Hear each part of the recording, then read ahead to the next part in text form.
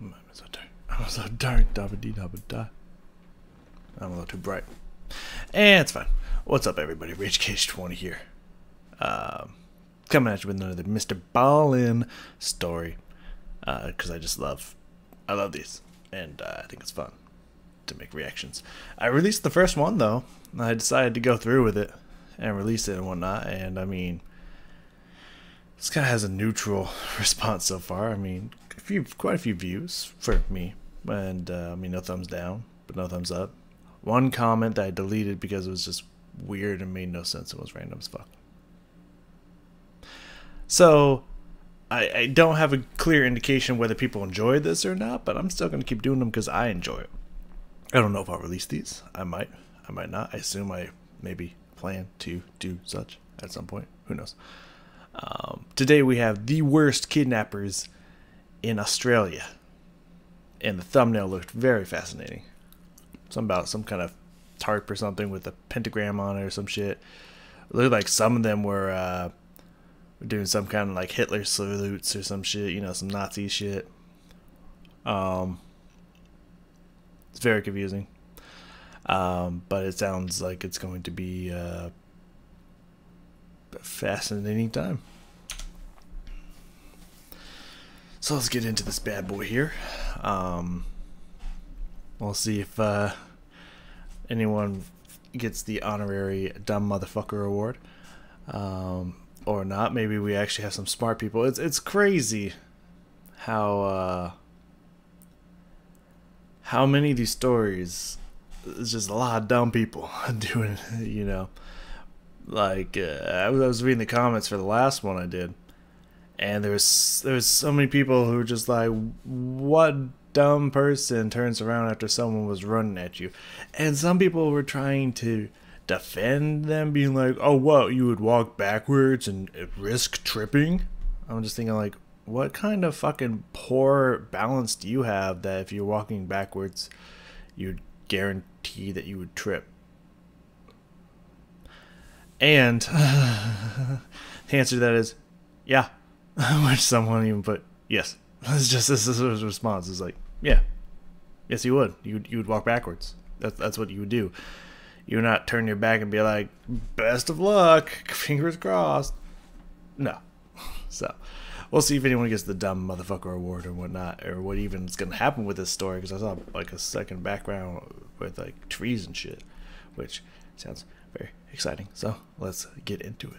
In 2008, a young man was driving along a dirt road in a forest when he spotted up ahead this large, strange-looking animal that he didn't recognize that appeared to be dead on the side of the road. And so, curious what it was, he drove past the dead animal and he stopped his car and he got out and began walking back up the road towards the animal to see what it was. And when he got right on top of it, he crouched down to get a better look, and as he did, he heard the sound of something moving behind him. And then before he could turn around, everything went black. But before we get into today's story, if you're a fan of the strange, dark, and mysterious delivered... Now, I'm sure there's going to be some explanation for this at some point. Maybe this person's a park ranger. Maybe, you know, maybe there's good reason why this guy's driving on a dirt road or whatnot. But my question is, who's just driving on a road, any road, and you see roadkill and you're just like, I should check out that animal. Like, I'm hoping he's some kind of like wildlife personnel, park ranger, something that would justify why do you get out and look at the dead animal? Like, what killed it? Like, I'm hoping something justifies that.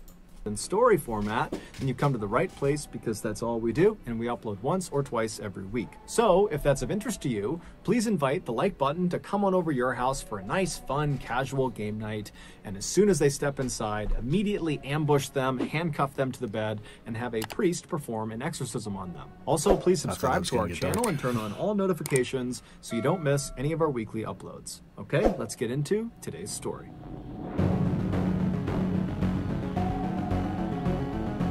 Title, baby. What we got today? Roadkill. Now, in this person's defense, who's thinking like you know, I don't think in any world Like, admittedly, when he started explaining the beginning of that story, I was just like, because I knew the thing that said kidnappers, so I knew that it was a ploy to get people to get out of their vehicle and you would kidnap them. Obviously, already knowing that information, I was just like, why would he stop? However, like, not knowing that information, like, not seeing the word kidnap, not knowing that that's involved in the story whatsoever, like, who in their right mind would suspect that someone would use a dead animal to try to lure somebody? Maybe an animal, but not a human. So obviously, this person in the act's not thinking like, oh, this is clearly a trap. Like, no one would think that. And I understand that right out the gate. What I'm saying is, who gets out the fucking car just to look at roadkill in general? Like, if I'm driving by, I see a dead raccoon that's splattered on the side of the road, not like, let me go check that out. So that's why I'm really hoping that there's a reason, some kind of work or profession reason this person would get out of the car. Otherwise, I'm getting my stamp of dumb motherfucker approval ready to go. Oh. I mean, that would be one of the worst forms of kidnap right there. Holy shit. This is going to get real, guys. It's going to get real. In 2008, 22-year-old Julian Buchwald was living in a small rural town in southern Australia called Budgeree. He lived there with his parents, who owned a small house on a massive 1,200-acre plot of land, which for reference is about 2 square miles. However, this land was made up mostly of thick brush and forested areas, so for the most part, they just stayed close to their actual house. Right. However, there was a waterfall deep into the woods on their property that periodically they would go to visit. Less than a 20-minute drive north of Budgeree was another small rural town called Churchill. And in that town was Julian's girlfriend, 17-year-old Carolyn Watson, who also lived with her parents. The young couple had met 2 years earlier at the church they both went to. They were both very devout Christians, and their plan was to get married the next year when Carolyn turned 18 and was done with her studies. He was like 20-something, right? Wait. Australia, what you doing here? Hold on. Wait a tick. I didn't even question that for a second. Hold on, who? 1,200-acre plot of land. Parents who a small rural. In 2008, 22-year-old. Okay.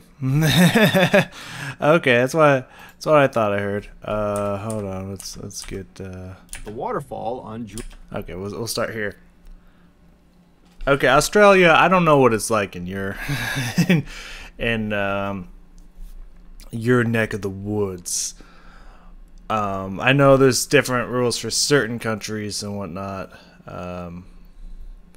but like, I don't know what it's like for Australia, but here in America, that's what we would like to call a pedophile. Now, of course, obviously, she's almost 18, got it. But then what's another level of crazy on top of that is you gonna get married 18, 22, 18, 23? You remember the last one where the two of them I said it was a bad idea when they decided to get married in like under a year, and I was like, oh, surprise, when they were having issues. This will be another case of that, dog. Like, don't get married the second you turn 18, dog. Like, that's, you have so much of your life to live before getting married. Like, I know you feels like you're in a rural place, ain't got much going for you. You might as well. Nah, man. Trust me, there's a lot of life to live before you get married. Wait till like your late 20s, like 28 to 35-ish. Maybe get married somewhere in there, man. Like, live a little. You know what I'm saying? Julian's family. Also, probably date someone who's legal age. If you are legal age, that's like also probably a good idea, just in general. Police property. So early that afternoon, Julian left his house. He hopped in the family car. He drove north to Churchill. He picked up Carolyn, and then he drove her back to his family's property, where he turned onto a dirt road that would take them into the forest. No. I was hoping she wasn't gonna be in the car if he pulled over to look at dead animal. Ooh, and sexual. both of them are gonna get something happening to them, and I don't know if I'm in for that.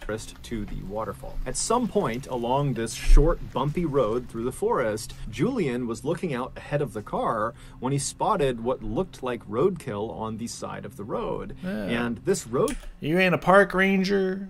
You ain't a...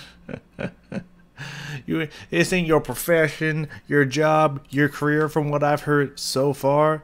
You just happen to live in the middle of nowhere, which is like, you know, it sounds very backwatery. So, like, I guess I kind of get it. Again, I don't know what it's like in Australia, but, like, if it was somewhere in the South, I would totally understand some rednecks getting out, well, look at here, what happened to this here animal?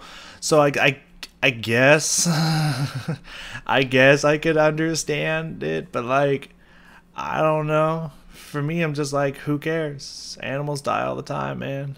Like, if it's like on a fucking spike just hanging there, then maybe it's like, okay, that's suspicious. But it's just like, dude, animals die all the time, man. Like, why get out and maybe risk whatever predator ended up killing it still being around the area? Like, why you play that game, dude? Just drive. Just drive, man. Just drive. Kill, it looked bigger than he was used to seeing in this area. And so he stared at it as the car kind of rolled past it, and right after they had driven past the roadkill, he turned to Carolyn and said, you know, hey, there's some really weird roadkill on the side of the road right over there. And so Carolyn, who really didn't care, she kind of slowly looked up and turned around. I'm there with you, Carolyn. I don't really give a shit. Like, cool. I'm gonna poke it with thick. I don't know what your fucking plan is, dude, but, like, why?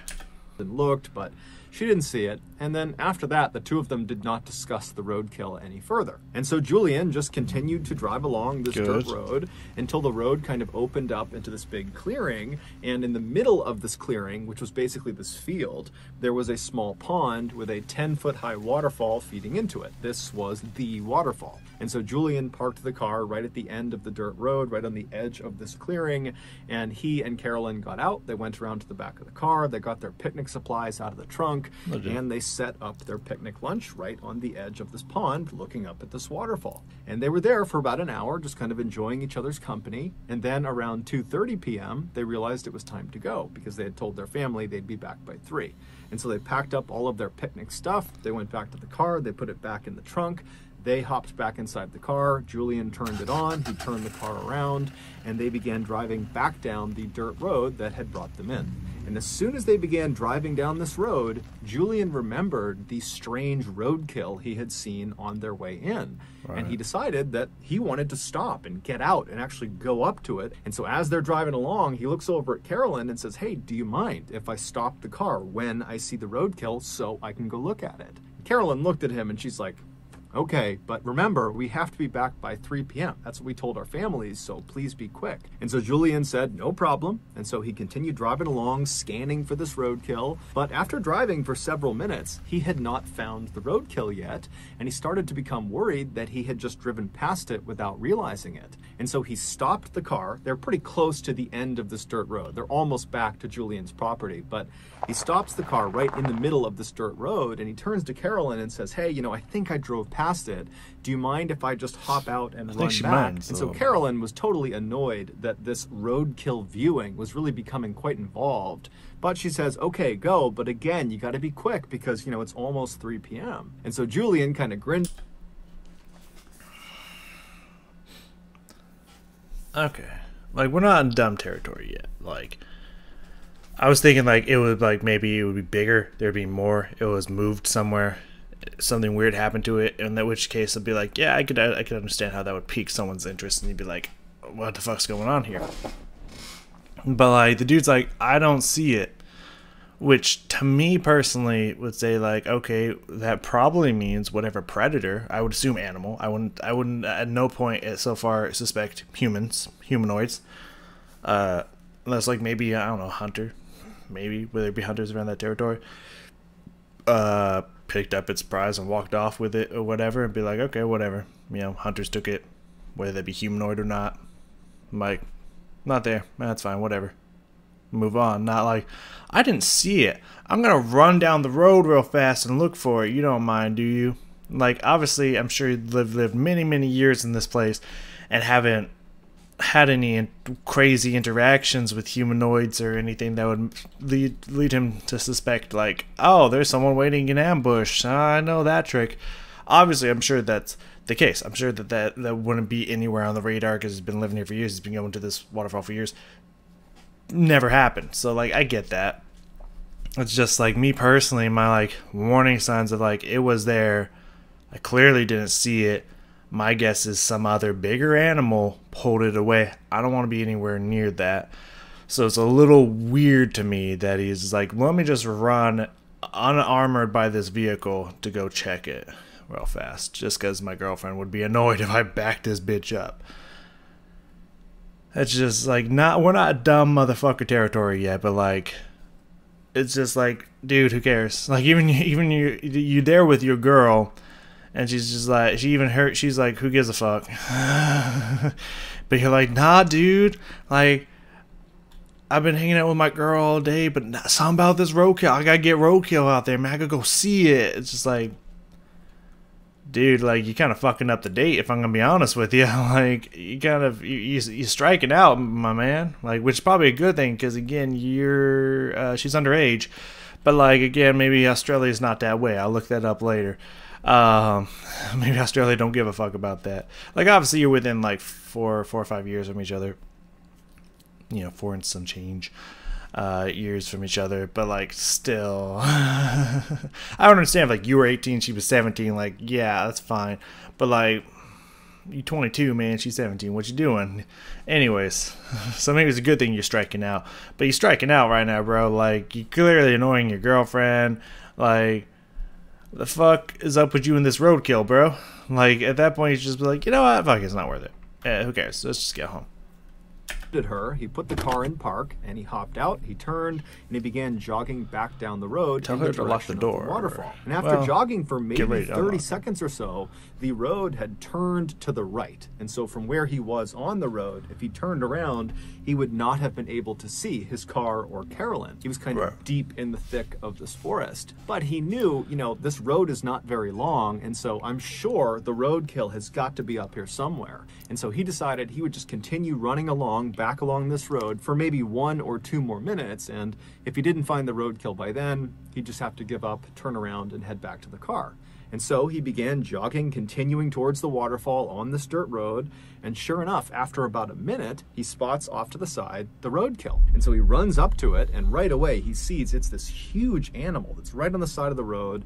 There was a branch from a tree that had kind of obscured the carcass a little bit, and he figured that's why on the return trip he hadn't seen it, because this branch was kind of blocking it from view. And so standing over it, still not even sure what it is, he reached down and he moved the branch, the tree branch, out of the way to get a better look at this big dead animal. And right as he did that, everything went black.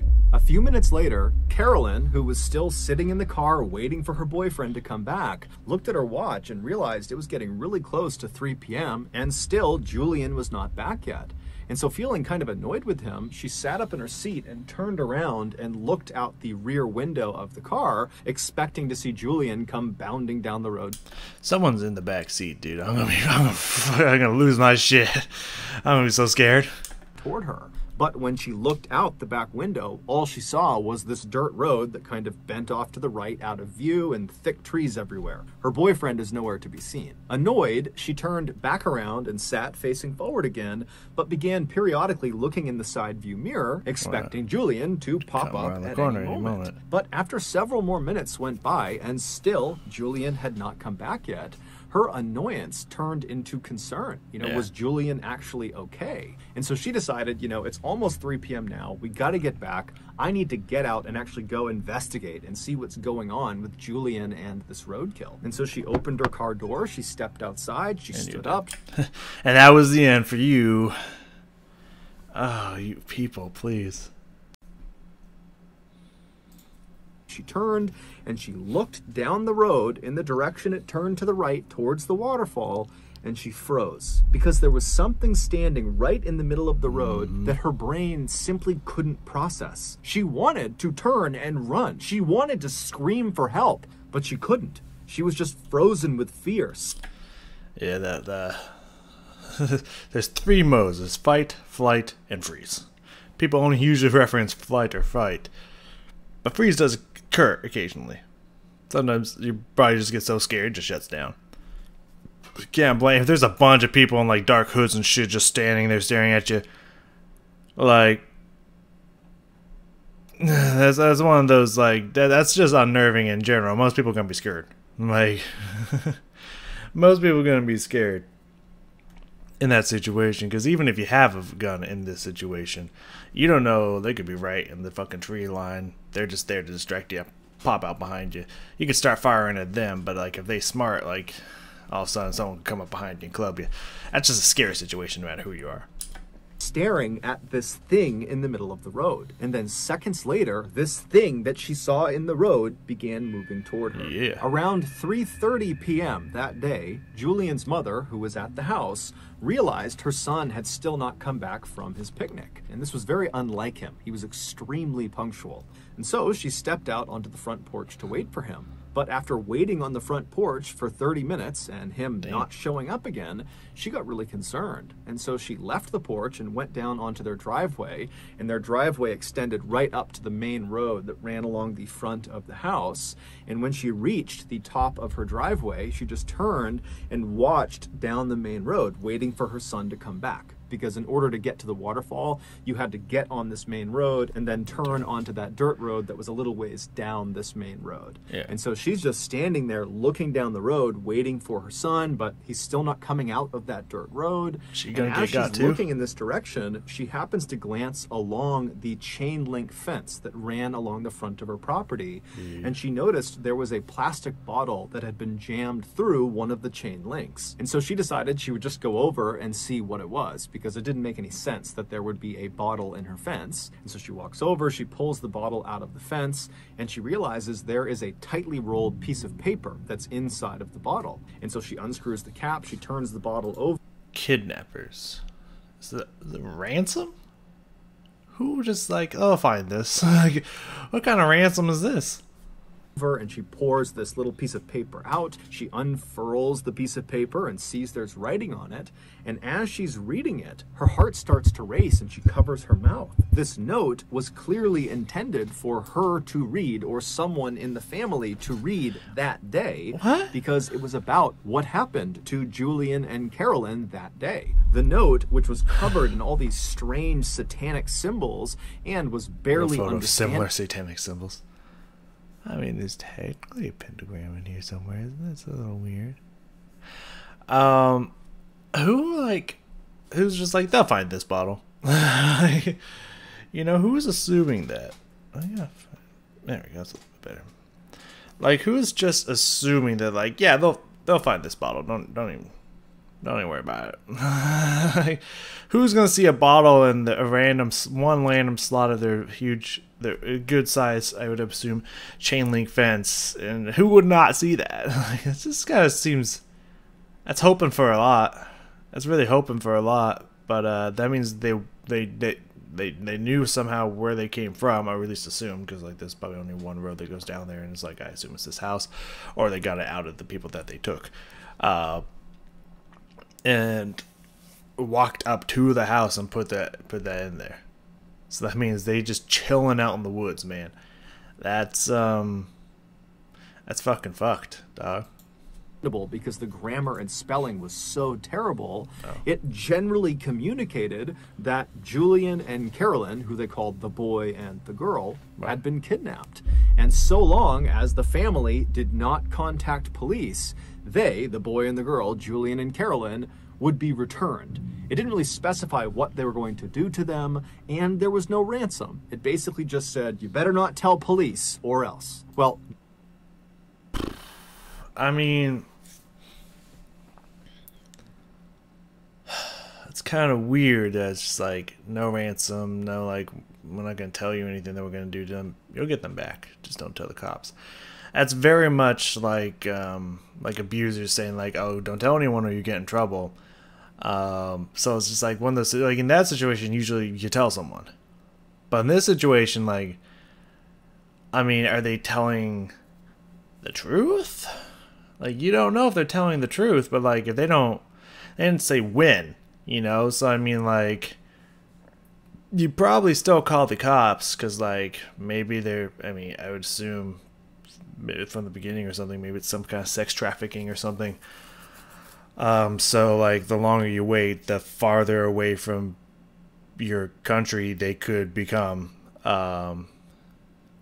And like, shit, you probably won't find them again. Like, if they're already gotten, and like this is what they do, if it is some kind of like sex trafficking or something like that, they're already gone. Like, the chance of you finding them again, incredibly slim. If possible, incredibly slim. So I mean, you might as well call the cops, like, because like you're playing at 50-50, and the odds just aren't in your favor. You might as well get the cops. So. Julian's mother was terrified. She had no idea what to do, and despite this threat of some sort of harm to her, to her children, to her family, if she went to police, she still called the police. Yeah, and so the police, they came out to her property, they inspected the note, and right away, they noticed at the bottom of the note, it was signed with the initials ONA. And so those initials, combined with these strange satanic symbols all over it, led police to discover who ONA was. ONA was a cult. It was the Order of Nine Angles, and they are a self-professed satanic cult that operates primarily in Europe, but also has chapters in the United States, in Canada, in Russia, and also in Australia. This cult believes that Christians are the enemy of the world, and they need to be destroyed in order to institute a militaristic New World Order they called the Imperium. And if... Okay. I mean...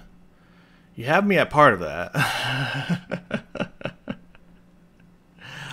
I mean, like, you know, all beliefs, personal beliefs aside and whatnot, like, you know, I don't mind people practicing whatever they want, you know, believing whatever they want. That's all fine and dandy and whatnot, as long as you're not trying to control other people's lives or harm other people's lives based off of what you believe. I don't really give a fuck, you know, what you believe, what you don't believe, etc., etc., etc. But I mean, this fanaticism on all sides, and it seems like these people, while maybe, well, I can't blame them for what they believe, like trying to destroy people because of what they believe, that's not really right. However, Christians also do that, so like neither side is really in the right here. I'd say they're both in the wrong, so I think both of them need to shut the fuck up. But yeah, that's a twist that I didn't see coming, but now makes sense why he mentioned the whole they found each other at church kind of thing. That is now playing a part in this.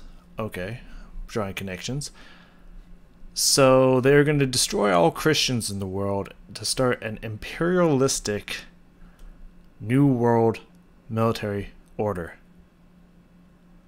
How is that not worse than what the Christians have done throughout history? Like, you got, it's like when people have a great idea and then they just throw it way in the wrong direction. But yeah, you're fucking with some crazy bitches now. You're gonna need backup because they insane.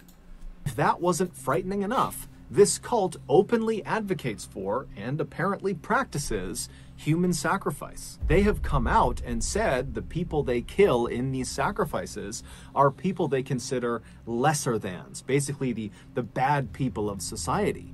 And if you are an ONA cult member, then who better to sacrifice than Julian and Carolyn, two devout Christians. And so Yeah, okay. So not necessarily sex trafficking, but yeah, no. If they find out that they're Christians, which they probably know, that's probably why they're around this territory. They're probably just gonna kill them anyways. So yeah, the quicker you can get the police in on that, probably the better for you and for the chances of survival. I don't think they're surviving from this. This is my guess right out the gate here. I don't think they're surviving from this. Clear enemies of the ONA.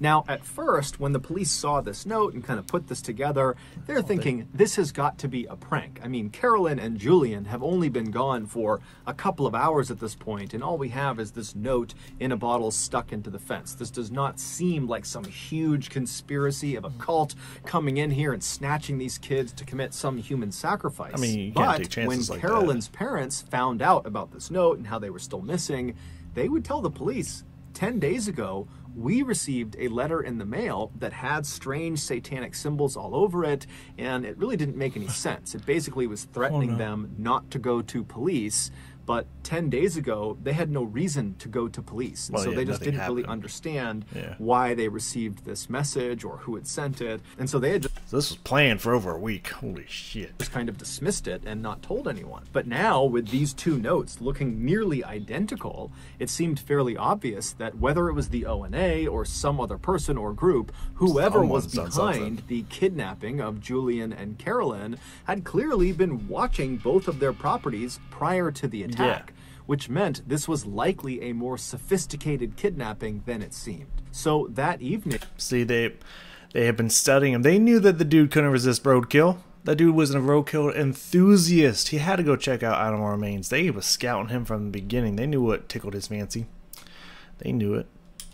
The police launched this huge air and land search all over Julian's family's property, but despite looking everywhere, they found no sign of the young couple. There was just nothing. And over the next few days, when still there was just no sign of Julian or Carolyn, and there was no more word coming in from ONA, there were no more bottles stuck in fences or stuck in mailboxes, the police began to prepare for the worst.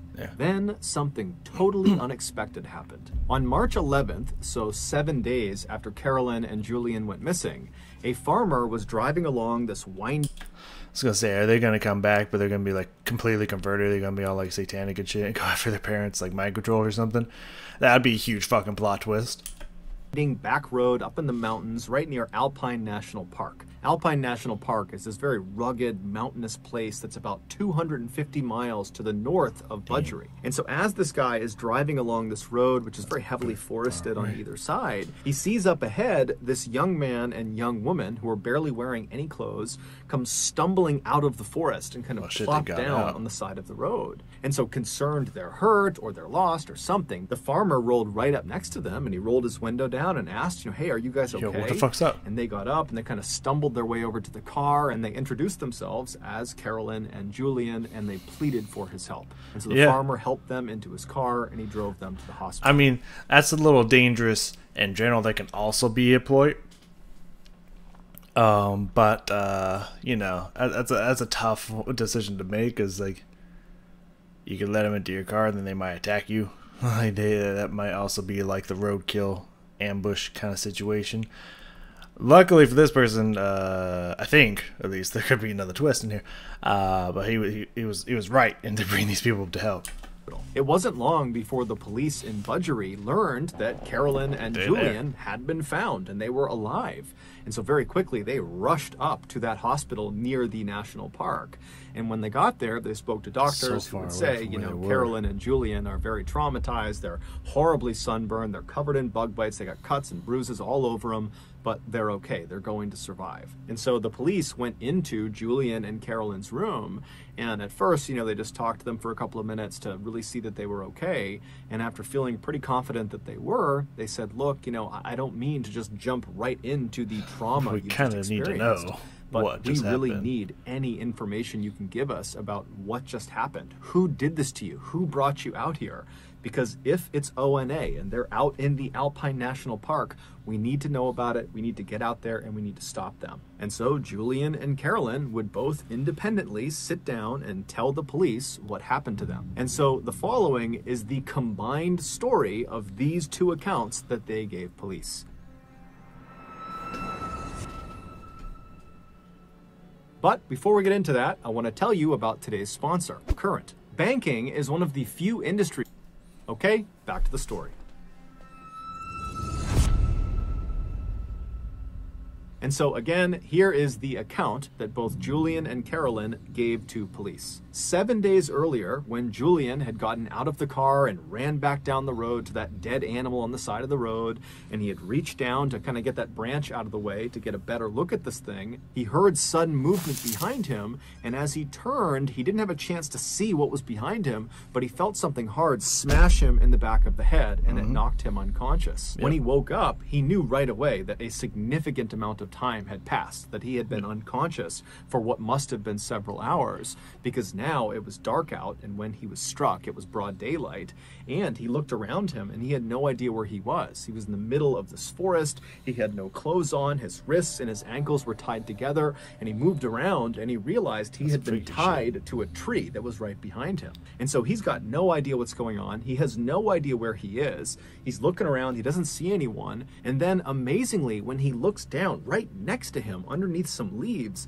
is a knife. And so he's thinking, you know, how in the world is there a knife right next to me? This almost seems like it was placed to be here for me. But either way, you know, he reaches down with his hands, he picks this knife up, and he's able to cut the restraint. It's like they're testing him, putting him through a game, a trial. Fascinating.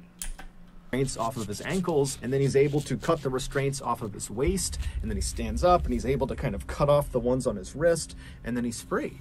And so he takes this knife, and he has no idea where he's going, but he needs to get away. He doesn't know if whoever brought him here is going to come back, and so he just picks a direction and he starts running. Shortly after Julian had been struck in the back of the head after looking at that dead animal carcass, Carolyn was still sitting in the car, and she was starting to get annoyed and kind of worried about Julian. And so she gets out of the car, she stands up, she turns, and she looks down the dirt road where it kind of bends off to the right. And standing in the road, maybe 10 feet away from her, is this man wearing all black. He's got a black balaclava over his face, and he's looking right at her. And so she's so scared, she just frozen to the spot. And then this guy charges her, he tackles her to the ground, and then once she's on the ground, he rips all her clothes off, and then he binds her wrists, her ankles, he ties them together, so she's hot. This is a weird... Well, I guess it would be harder to take someone's clothes off. Well, you can cut them off, but it would be harder to take someone's clothes off when their arms are bound. But, like, it's just weird. It's just like, yo, I'm going to get you naked, I'm going to tie you up, and then we're going to take you somewhere. I don't know. I understand these things individually, but it's like, you could just declothe them later. It's weird that, like, my first priority is I got to make sure your clothes are off. It's just kind of a weird first step. Really. Tied, and then he puts a blindfold around her eyes. And so she's lying on the road, she can't move, she can't see anything, and she hears her attacker run off down the road. And then a couple of minutes later, she hears a car approaching, and it stops right near her, and then she hears the sound of a car door opening, someone walking up to her, and then they pick her up and they put her in the trunk of this car, they shut the trunk, and then the car kicks into gear and it starts driving away. And so for hours and hours, she lay in the trunk in this horrible position where the circulation to her wrists and to her ankles were cut off. And so she's getting shooting pain in her limbs, and it's totally uncomfortable. And then after several hours, the car eventually turns on to some really bumpy road, and then it comes to a stop. And then she hears the sound of the driver open the door. They walk around to the back of the car. The trunk pops open. And then this person pulls the blindfold off of her eyes. And she sees, even though her eyes are taking a second to adjust, that it's the man with the balaclava on. And he picks her up and he throws her on the ground. And then after he shuts the trunk, he walks over to Carolyn and he grabs her by the wrists and he begins dragging her into the woods. Ugh, and so as she's being dragged, Carolyn is thinking, I'm about to be killed somewhere in the middle of the woods. There's nothing I can do. I can't go anywhere. I can't do anything. And after several minutes of being dragged, she gets dropped. And then this man with the balaclava, he walks back to the car and he gets a shovel. And when he walks over to her, he makes a special point of showing her the shovel. And then he rolls her onto her side so she's positioned in such a way that she can see what he's doing. And then right in front of her, he takes that shovel and he begins digging a hole in the ground. And so Carolyn's watching him and she's thinking, he's digging my grave. And so for several hours, Carolyn just laid there wondering what was going to happen to her as this guy dug this hole deeper and deeper into the ground. And then finally, when the hole was apparently deep enough, the guy got out of the hole, he dumped the shovel, he walked over to her, he picked her up, and he threw her into the hole. And so Carolyn at this point is literally anticipating... Like, all this... Oh, it's about to reset. So all of this is like... crazy, like, and painful. Like, she's being dragged, no clothes on. That's gotta fucking hurt. And then gets tossed into dirt again, no clothes on. Like, that all around is just gotta be a horrible experience. Just like probably got scrapes and cuts on everywhere, and then your sensitive, exposed areas are being tossed into dirt. Like that's just a, like, not only is it terrifying, that's just a bad day, man. That's just a really bad fucking day. Death at any moment. She doesn't know how he's going to kill her, but she thinks it's going to happen any minute. And so she wriggles herself onto her knees and does the only thing she can think to do, which is just to pray. And so as she's sitting there kneeling and praying, she hears this. I mean, that was probably the worst thing you could have done. I thought you were going to scream, but I mean, like, you know, obviously who would hear you? But like, that'd be like last resort, really. But you just start praying. Like, you don't realize the people around you don't like that shit, which probably get you killed easy. But like, more, if they weren't going to kill you, they're going to kill you now. But clearly they've already been scouting and they already know this. So I guess this is like a mute point at this point. But like, probably the worst thing you could have done is start praying. That'd probably just agitate them. Sound of her attacker walking off. Now, the hole was deep enough that she actually could not see where he was going, but she could clearly tell he was walking away. It was almost like her prayer had been answered, that this guy was going to leave her alone. But even with this guy potentially gone, she was still in a perilous situation because she's stuck in this hole. She can't go anywhere. She's still tied up, and the temperatures are dropping rapidly, and she's got no clothes on. After Julian had managed to free himself from his restraints with that knife that he found, and after he had turned and just started running in a general direction, he had begun yelling out for help. He knew that by yelling out, he very likely could be alerting the person who had brought him here. But he's thinking, it's freezing, I don't have clothes on, I have to get help right now. And maybe Carolyn is out there. And so he's just kind of yelling out for help. And at some point, a voice yells back to him, and it's a voice he knows very well. It's Carolyn. And so in the darkness, he's kind of fumbling through all the trees, and he's listening for Carolyn's voice. And finally, he reaches her, and he finds her in this hole, hogtied, screaming out for him. And so there's this moment where he kind of explains what happened to him, and she's trying to explain what happened to her, but they're just so scared that this attacker is going to come back that Julian just hops into the hole, he cuts the restraints, and then Julian helps Carolyn out of the hole. And at this point, Carolyn can barely walk because the circulation had been cut off for the most part to her legs for the better part of 6, 7, 8 hours at this point. But still, they're desperate to get out of here. So Julian's kind of holding Carolyn up, and they begin to walk away from this hole site. And as they're leaving, they begin scanning around the area in case, you know, this attacker has left something else on the ground, because Julian had said, I found a knife near where I was being held. And sure enough, as they're leaving, not far from the hole, they spot lying up against a tree a sleeping bag, and rolled up inside of the sleeping bag was some food and some water.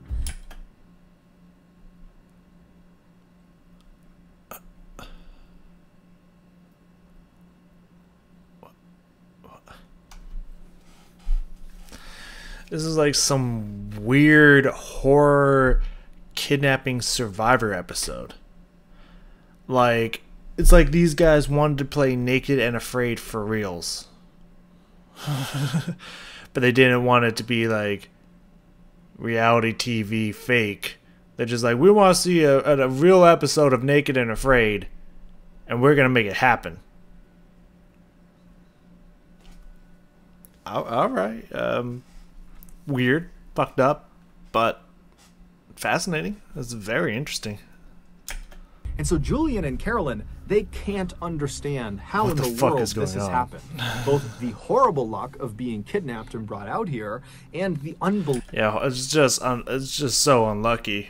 You know, when you just wanted to gaze upon some roadkill and people just disrespecting that, man. Like, that, just unlucky. Unbelievable. How could that have happened if he would have just driven the fuck home? It probably would have happened eventually. You know what I mean? They probably had backup plans and stuff, but like no, you kind of did it to yourself, mister. I gotta see this roadkill. Of finding life-saving supplies just laying nearby. But either way, they grab the sleeping bag, they grab the food and water, and they take off running. For the next 48 hours, the couple roasted during the daytime when the sun was out, because the temperatures would climb significantly. There wasn't much shade where they were walking around, so they're getting horribly sunburned. And then at night, the temperatures would plummet, and they'd be freezing cold, and they'd get inside of their one sleeping bag, and they'd shiver together and do their best to ration some food and water. And they're telling themselves, you know, to stay positive, that eventually, if they just keep on moving every day, they're going to find a person, they're going to find a road, they're going to find something that will save them. But to their horror, at the end of those first 48 hours, as they're stumbling through this mountainous, treacherous terrain, they found themselves stumbling back into the same area they had tried to run away. Oh, dog, you went in a circle? How did you go in a circle, Holmes? Like, how in the fuck did you go in a circle, bro? From. There was the hole in the ground where Carolyn had been thrown inside of. They had accidentally, over the past 2 days, walked in a big circle. Now, luckily, when they arrived back at this site, there was no one there. The attacker was long gone. Wow. And it would turn out this accident likely saved their lives, because as they looked at this site, they saw propped up against a tree was a backpack. And so they ran over to the backpack, they opened it up, and there was food, water, some clothing, and a map of the area.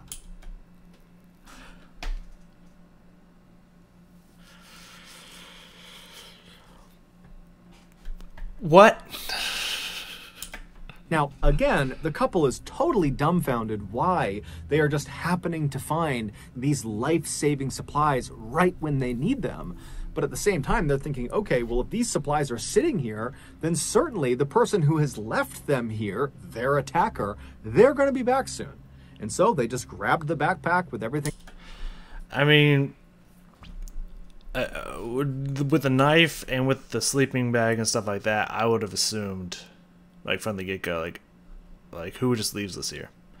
They're fucking with us.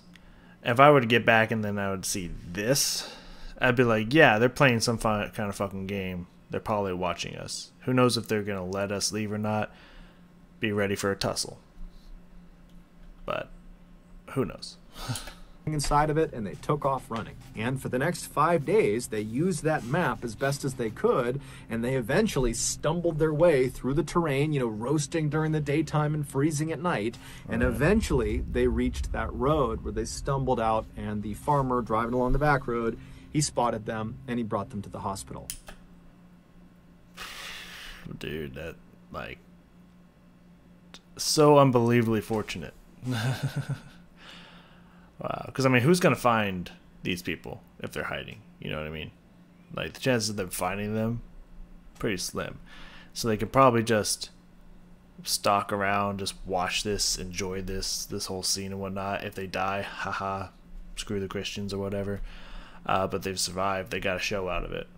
And sure, they could tell the cops who's going to find them. You know what I mean? That's fucked up, dude.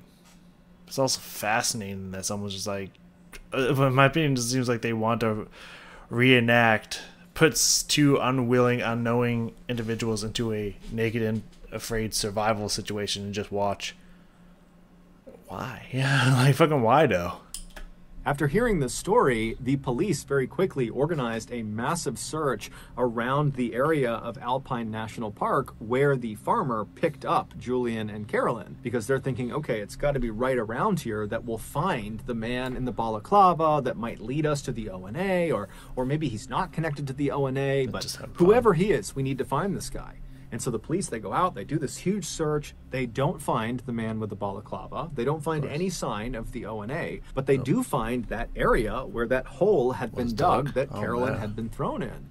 And when they searched that area, they found the shovel, they found some rope, and they found some duct tape. And when they brought that in to be examined, they couldn't believe what they discovered. All of those items belonged to Julian, which meant either the kidnapper had taken all of these supplies from Julian right before going out and... Hold on. Fucking bleeding.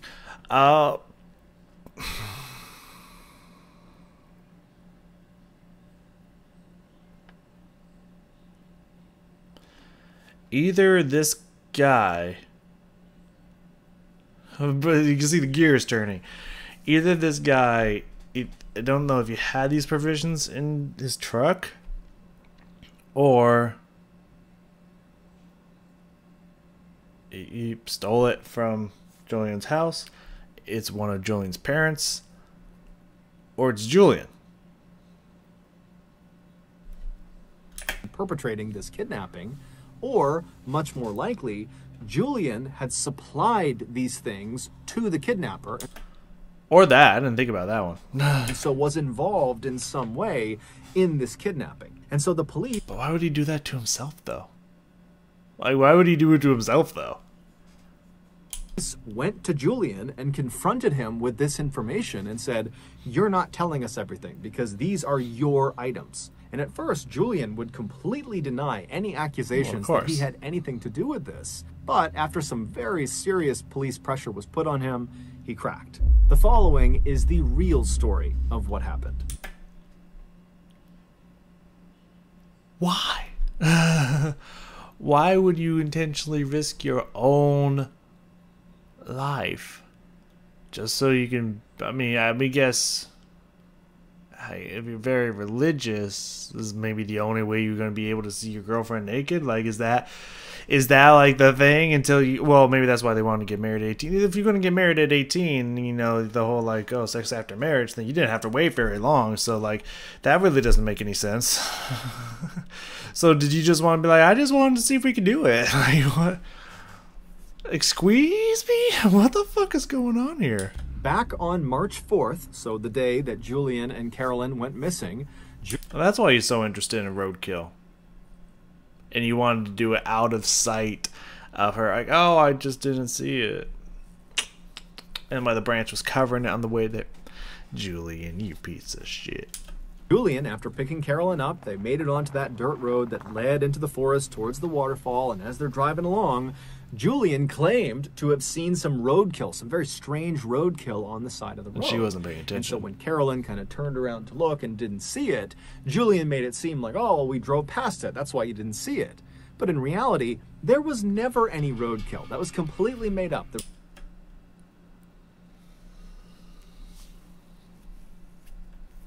was no roadkill. All Julian was doing was creating something that would allow him to then get out of the car at the end of their trip.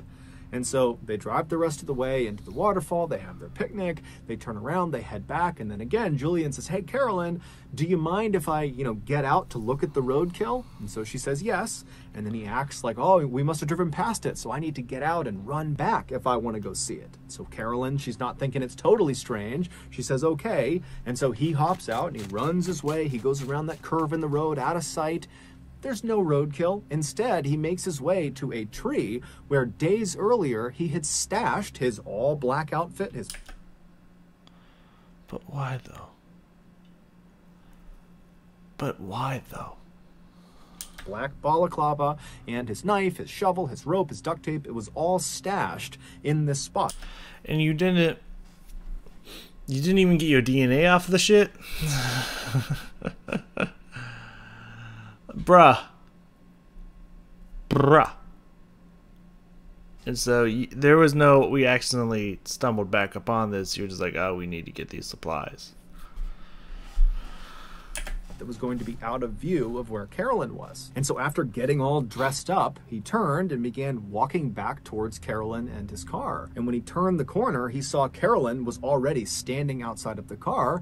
And so he charged her, he tackled her to the ground, he ripped her clothes off, he hog-tied her, he threw her in his car, and then he got all of his supplies, he threw those in the car too, and he began driving away. And for 6 hours, he drove north all the way up to Alpine National Park. And then when he got there, he found a road that would kind of go off the trail a ways into the forest, at which point he opened the trunk, he pulled Carolyn out, he threw her on the ground, he dragged Carolyn into the... Why would you do that? Why would you hurt your girlfriend like that, man? And yourself, really, but like at the beginning there, why would you drag her and then toss her into a dirt grave? What the fuck's wrong with you, man? Woods, and then with her blindfold off, he made sure to show her the shovel, and he began digging that hole to give her the impression that he was going to kill her and bury her. He really wanted her to be totally terrified. And then after he had dug this hole, he dumped her into the hole. And then when she couldn't see what he was doing because she's deep inside of this hole and she's all tied up, he ran away. And when he was far enough out of view, he took off all of his clothes and kind of stashed it near a tree. And then completely naked, besides his knife, which would be his alibi for how he had gotten free, he began moving back towards the site where he knew Carolyn was in this hole. And then after waiting a little bit, he began yelling out for help. And then she heard it. And so she yells back to him, "Yo, Julian, I'm over here." And so Julian goes to the sound of her voice. And then when he sees her, he pitches her this ridiculous story about how he was tied up over there, but he found this knife and he was able to cut himself free. And look, I'll cut you free. And oh, the attacker's going to come back soon. And so he helps her out of the hole. And oh, look, they left a sleeping bag and some food and water. Let's go. And so he grabs the supplies and they head off into the bush. Now, the whole time, over the course of these 7 days, Julian knew exactly where he was. And so when they accidentally went in a circle and arrived back at the site where the hole was and then found that backpack that had more food and more water and some more supplies, that was intentional. That was not an accident. He had left the backpack there, and so that's why they had doubled back. And then 5 days later, after scampering through the wilderness, they magically found the road. But again, Julian knew where the road was. He had intentionally stayed out for the days that they were out there. And so after Julian tells the police all this, they say to him, you know, was Carolyn in on this? I mean, did she know this was going on? And he said no. The whole time she believed they were getting stalked by their attacker. And if like that would be the assumption. I'm sure it's going to come out here soon and stuff, but I'm just thinking, why? Would you intentionally burn yourself by the sun, risk freezing to death, like just to have a moment where maybe you could be closer to your girlfriend, like have this huge life bonding survival moment together? Was that the only reason? Or were you just trying to get a peek and like, this is how I could do it? Like, I don't understand what's going on here. However, like, I was already suspicious 22 dating 17. Like, there's already something up with this guy already.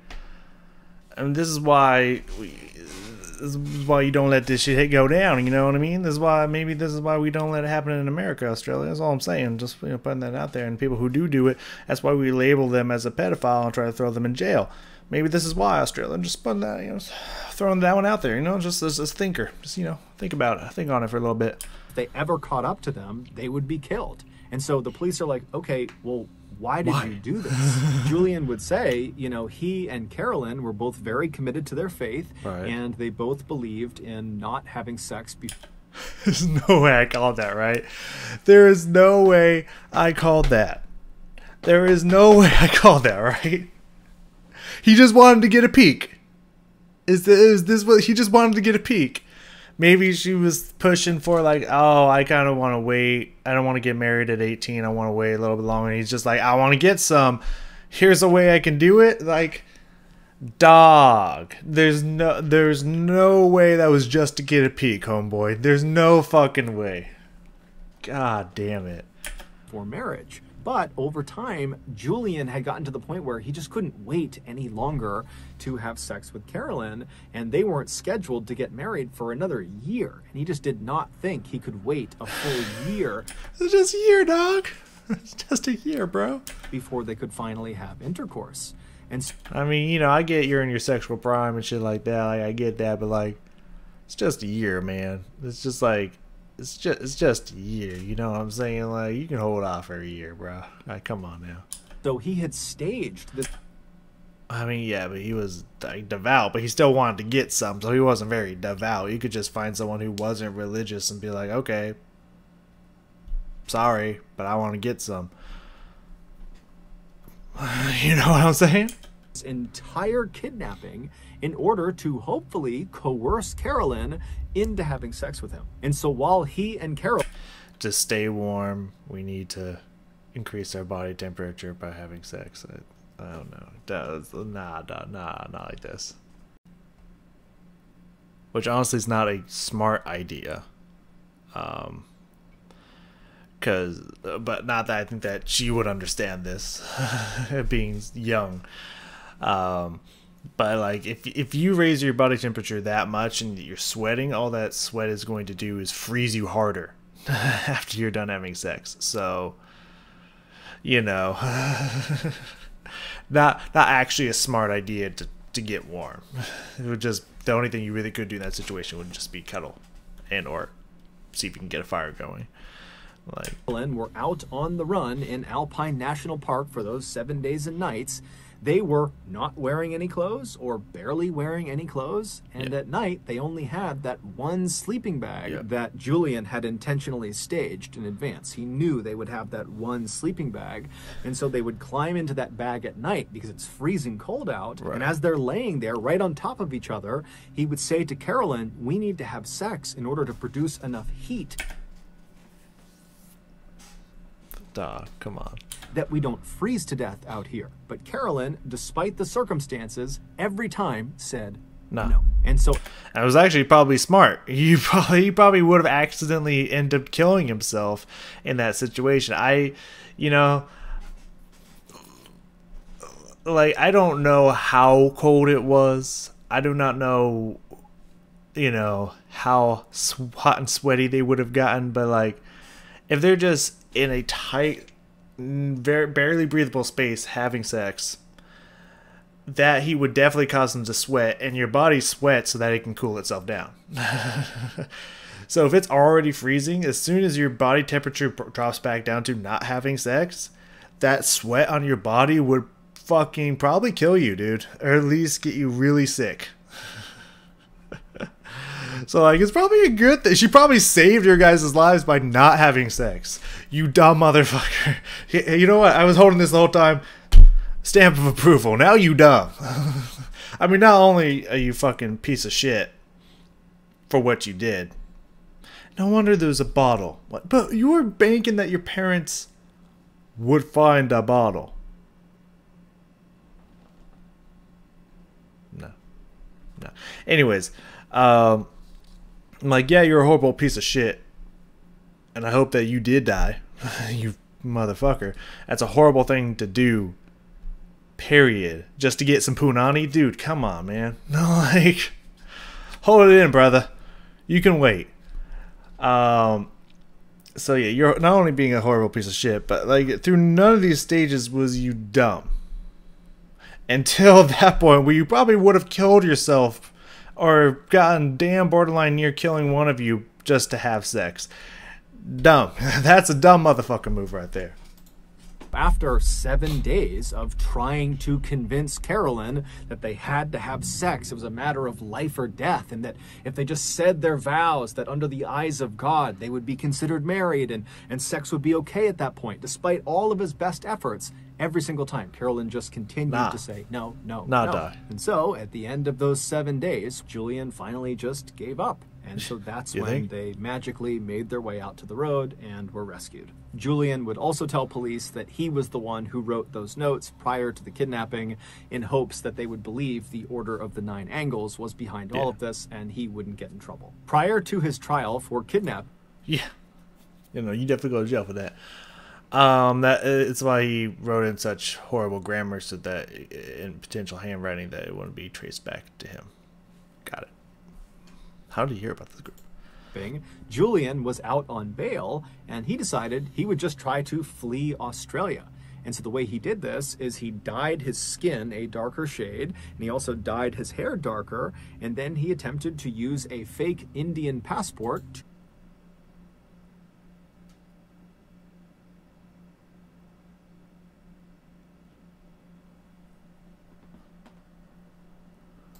to go to India. And he was able to fool Australian authorities, but when he arrived in India, he was in... But, yeah, no. This isn't right.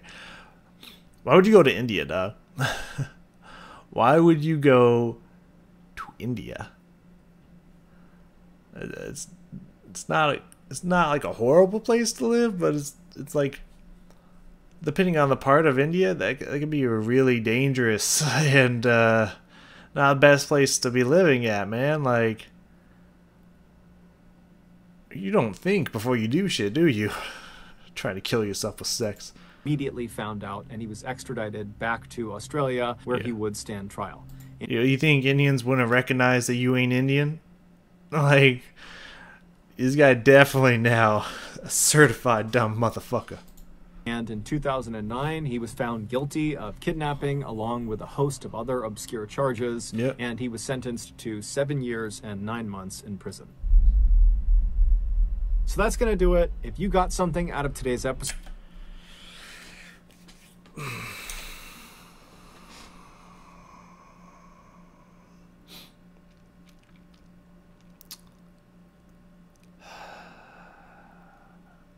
dog.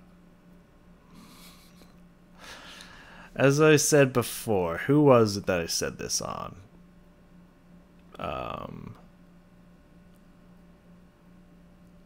Trying to remember all the ones I've done. I could pull them up and maybe it'll ring. As I've said before, on one of these, you never know who you're dating. I'm not seeing which one it would have been on. I imagine it would have been the 3 Scary Stories or something, one of those. I would imagine something, or I don't know. One of these. you never really know. Oh yeah, no, it was the first one I ever did. That's right, it was the first one I ever did. It was the dude who killed his parents and stuff. Like the girl, like you never know the monster you could be dating. Human beings may look normal on the surface, but you never know what dark secrets may be looming underneath that. Yeah. So, excuse me. So yeah, dog. That's like, bruh. That's like, bruh. That really. I mean, maybe there were warning signs in her relationship. Maybe there weren't. So it's hard to tell who would be at fault for dating this guy. If he was completely normal, dude just wanted to get his rocks off, and this is how he decided that's how you do it. I don't know. Maybe there was no warning signs. Maybe there was, but you can't really blame the girl for that one. Like, how are you supposed to know that you're dating a psychopath? Because love can make you blind to some clear warning signs sometimes, or there was none. You never know. So lessons you can maybe learn from this. Learn how basic human functions work and how survival works before trying to go out into the freezing wilderness and have sex to survive. That probably would not have ended well for this dude. He probably could have gotten himself and his girlfriend killed just to bone. Just to try to bone because he didn't want to wait a year. Like, patience. That's the lesson today. Patience is a virtue. Try not to date psychopaths and learn how human anatomy works. If you're going to put yourself in a potentially life-threatening situation, learn how the human anatomy works before committing to that choice. I would say it would be the lessons that we can take away from this story. These are the lessons that we can learn today. That's fucking crazy. I never once thought it might be the dude. Though there was flaws in his story from the get-go. As I was saying, who's just like, yo, I want to check out roadkill. Like, who does that? Who gives a fuck? So that right there was a warning sign that it could have been him. But I don't usually pick up on this stuff pretty fast. I usually, like, there's people who can see what's going to happen in the story, like, right from the get-go, like, oh, that's going to happen, that's going to come back, and blah, blah, blah, blah. I'm very much like Dan. I like suspend my disbelief and have this, like, innocence to it when the story is going on, that I don't like let my brain try to be like, oh, well, maybe it's this person, oh, maybe it's this person, oh, maybe it's this person. I don't like to spread it out too far because usually I'm wrong. So and usually my stories end up becoming way crazier than what actually happened. So I usually don't come to the right conclusion a lot of the time. Sometimes I get it. Sometimes I'm on from the get-go. But, like, yeah, especially the way that Mr. Ballen shapes these stories, he does a really good job at trying to throw you off the trail of what's happening by describing it through their perspective. He does a great job at that. It's as if this person was telling the story to the police to try to make himself sound believable, is how kind of Mr. Ballen, Mr. B be driving these stories, and he does a great job at being convincing, but there are plot holes in it. He makes it seem like, oh, the person's just watching him get some kind of sick thrill fucking with him and whatnot. But, you know, a few plot holes in there, just like, why would you give a fuck about roadkill? Why was only one person seen if this was a group of people?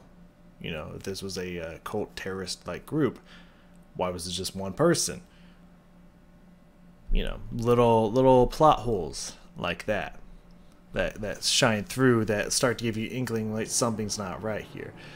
But I just follow those trails blindly, just like, oh, maybe it is a group that just wants to reenact Naked and Afraid. But like, I did call at the end there. There's just like, I did piece it together. Once I found out it was him, his motive, I did manage to do that. Just like, did you seriously just want to get a peek? Like, is that what was going on? Because you're religious? Is that the whole thing? And yeah, dog just wanted to get some. Like, guys, there is a lot of things. Like, I get it that you want to be religious. I just had this thought. I get you want to be religious and, you know, be dedicated to your girlfriend and you know, not do stuff like this. But like, prostitution is legal in America, or not America, in Australia. You could just, if you really wanted to get your rocks off that SPAD, which, I mean, obviously is cheating, but like, which is bad, but like, what would you rather have in this story? A boyfriend who cheats, or a boyfriend who takes you out into the woods, injures you, and almost gets both of you killed just to try to fuck? Which one would you rather have? You know, like, probably both ways the relationship's over, but at least you didn't go through that, right? You know what I mean? So, like, dude, prostitution's legal in Australia. You could just, like, a little expensive, but not that expensive. You could raise the money. If you have all this equipment on you, you could raise the money. You probably have the money. It's not, like, super expensive. Just go fuck a prostitute, dude, if you really want to fuck that bad. And your girlfriend's just like, nah, man. Like, just go fuck a prostitute, dude. Like, seriously. Like, or just break up with your girlfriend and find somebody who will have sex with you. Like, there's really no reason to ever let sex or the lack thereof drive you to this level of crazy. There's no reason for it, man. There's so many options out there. Especially when you live in a place where prostitution is legal, there's so many options out there. You know what I'm saying? Whatever, man. That's going to do it for me here today, guys. You never knew who you're dating, so check for warning signs. And be careful. You know what I mean? Just be careful. If your boy gonna go off to look at roadkill and be like, I think I saw something by the side of the roads, you'd be like, leave the keys. I'm gonna lock the door. If I see you running, I'll pay attention. If I see you running, I'll unlock that door and you can jump in and we can pull off. If not, if you don't show up for a while, I'm driving away and presuming that you're dead and contacting police to come do a search for you. Until then, you know, have an out instead of just, I'm chilling in this car and there's nothing I can do. I'm alone. He took the keys. You know, just be prepared, I guess. But anyways, yeah, that was a crazy fucking story. That is not what I expected out of either the title, The Worst Kidnappers, or Roadkill. I expected the first part of the story, did not see the story going in that direction. I loved it. So thank you very much for joining me, and I will see you all next time.